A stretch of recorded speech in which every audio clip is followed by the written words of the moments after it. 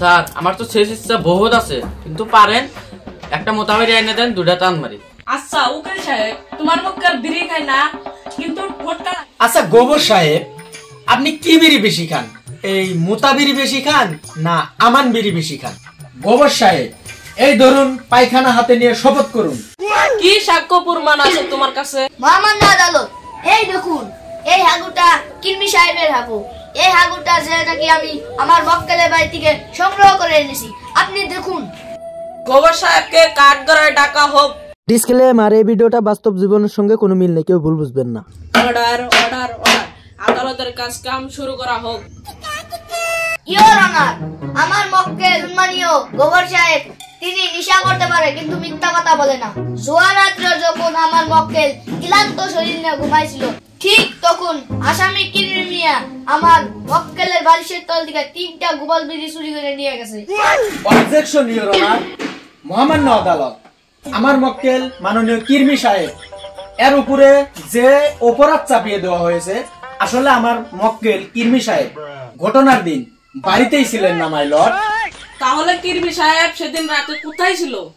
মহামান্য আদালত, দুঃখের বিষয় আমার মক্কেলের সেদিন রাত্রে অতিরিক্ত পাতলা পায়খানা হয়, আর এত বেশি পাতলা পায়খানা হয় যে আমার মক্কেলের বাড়িতে বাথরুম নাই।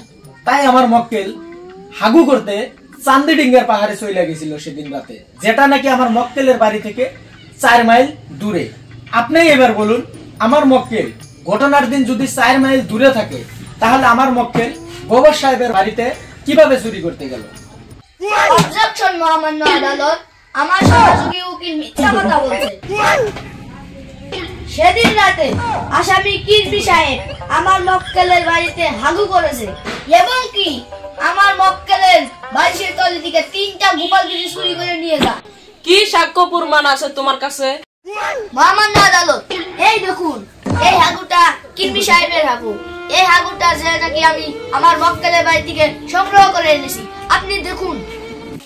অবজেকশন ইওর অনার, আমি গোবর সাহেবকে কিছু বলার জন্য অনুমতি চাইছি। অনুমতি দেওয়া হলো। গোবর সাহেবকে কাঠগড়ায় ডাকা হোক। গোবর সাহেব, এই ধরুন পায়খানা হাতে নিয়ে শপথ করুন। ধরুন পায়খানাটা, বলেন যাহা বলিব যাহা বলিব সত্য বলিব, সত্য বলিব, সত্য বই সত্য বই, মিথ্যা বলিব না। মিথ্যা বলিব না। সম্মানীয় গোবর সাহেব, একটা কথা বলুন তো, তোমার বয়স কত? আর আমার বয়স 30 বছর। আচ্ছা গোবর সাহেব, বলো তো তুমি কতদিন থেকে বিড়ি খাও? স্যার আমি জন্মের পর থেকেই বিড়ি খাই। Note this point my lord. গোবর সাহেব বলছে তিনি নাকি জন্মের পর থেকেই বিড়ি খায়। একটা কথা বলুন তো, জন্মের পরে মানুষ ভাতই খেতে পারে না, বিড়ি খায় কিভাবে? এই পয়েন্টটা আপনি নোট করে রাখুন। আচ্ছা গোবর সাহেব, আপনি কি বিড়ি বেশি খান? এই মোতা বিড়ি বেশি খান না আমান বিড়ি বেশি খান? স্যার আমি গরিব মানুষ, হাতে টাকা পয়সা নাই, তাই রাস্তাঘাটে যাইয়া মোতাবিরি টুকাই। আমি মোতাবিরিটাই বেশি খাই। আচ্ছা গোবর সাহেব, মানলাম আপনার হাতে টাকা পয়সা থাকে না, আপনি টুকাই করে বিড়ি খান, তো সেদিন আপনি আমান আমান 3টা বিড়ি কোথায় পেলেন, তাও আবার গোপাল বিড়ি?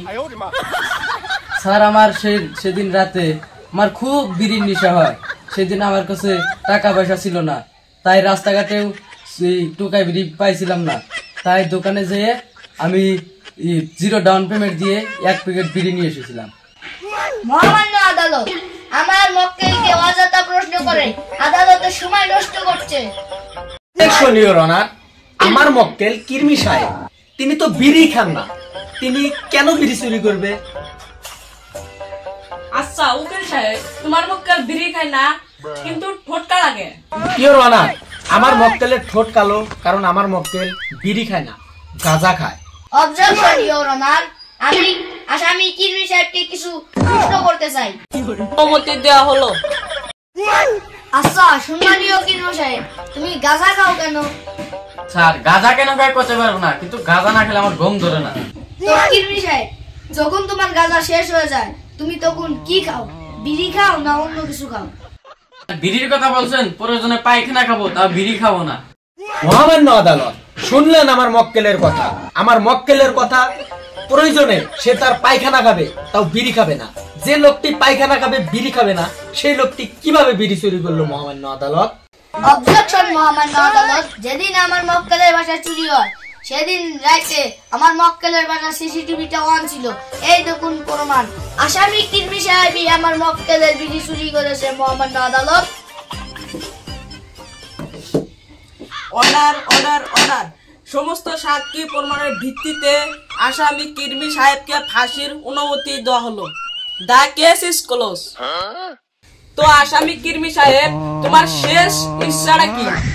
স্যার আমার তো শেষ ইচ্ছা বহুত আছে, কিন্তু পারেন একটা মোতাবেক এনে দেন, দুটা টান মারি।